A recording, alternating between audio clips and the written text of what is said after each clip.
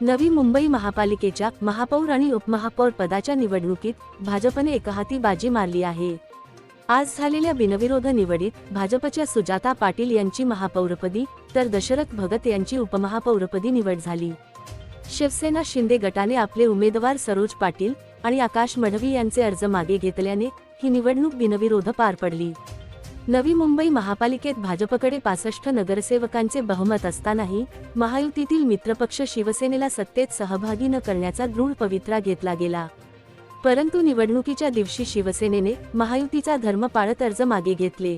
यापूर्वी चर्चा होती की भाजप महापौर आणि शिवसेना उपमहापौर पद घेईल, पण राज्याचे वनमंत्री आणि ऐरोलीचे भाजप आमदार गणेश नाईक यांनी निवडणूक प्रचारादरम्यान स्पष्ट सांगितले होते की गरज पडली तरी शिवसेनेसोबत जाणार नाही, कोणताही समझोता करणार नाही।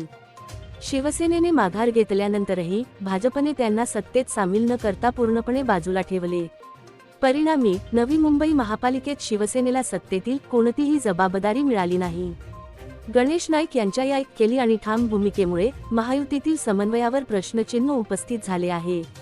राजकीय वर्तुळात चर्चा आहे की नाईक यांचा हा अहंकार आणि हेकेखोरपणा महायुतीसाठी त्रासदायक ठरू शकतो। हा स्थानिक राजकारणापुरता मर्यादित न राहता याचे पडसाद केंद्र आणि राज्यातील भाजप शिवसेना युतीवर उमटू शकतात।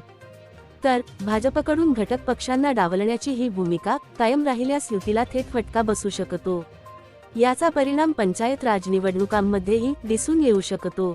नवी मुंबईत गणेश नाईक यांच्या नेतृत्वाखाली भाजपने आपला बालेकिल्ला अबाधित ठेवला असला तरी महायुतीतील अंतर्गत तणाव वाढण्याची शक्यता नाकारता येत नाही। ही घटना महाराष्ट्राच्या राजकारणात नवीन वळण घडवून आणू शकते। व्हिडिओ जर्नलिस्ट अथर्व सोबत सुदीप घोलप यांचा रिपोर्ट, पालिका प्रशासन, नवी मुंबई।